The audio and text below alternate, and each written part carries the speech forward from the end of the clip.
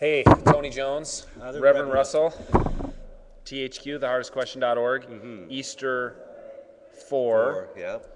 And we go from, these great narrative passages of the post-resurrection appearances to this, purely metaphorical little talk of Jesus in which he compares himself to a gate, a shepherd, and The sheepfold. So here's the deal. So it says, one of the things it says in here is the sheep know the voice of the shepherd. Yeah. Right? They Yes. don't go to a stranger. They go. Yeah.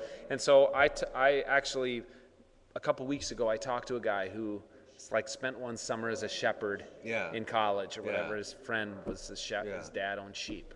And he said it's true. Sheep are really, really dumb, but they do know the voice. They can hear the voice of the shepherd. And you think of the babe, the pig. Yeah, they're pretty dumb animals, But are you offended that we're called sheep by Jesus in the Gospel of John? No, I've been called much worse by lesser deities. So I'm not offended by that, but I'll tell you what gets me about this. What makes me mad or sad is just that okay, so the sheep will know the voice of the shepherd. Yeah. Right, I mean that's a big question, isn't it? No. Does that really? mean everybody, all human beings know the voice of God when they hear it? Right, that doesn't seem right. Well, at least we look around. There's no evidence for that. There is no evidence for that at all, and I don't know. Is that some kind of calling you hear at some point that continually draws you to the shepherd in life, or is this like a voice saying I wouldn't go there, I wouldn't do that, I wouldn't, what is this voice about?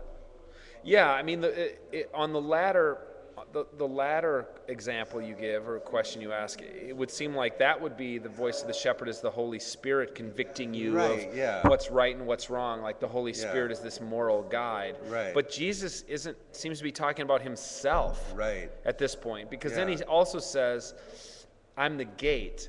I mean, he mixes his metaphors, right? He's a great big ball of wax rolling down the hill or something, exactly.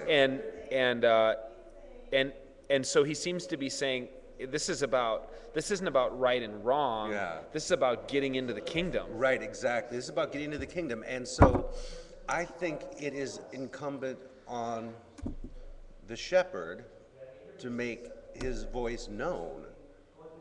Yeah, right. Yeah, the onus is on the shepherd. Right, not on the sheep. No. We're just dumb sheep. Right, exactly. How can we know? Right. So I don't know if I don't like this. So maybe people should preach the text from Acts this week.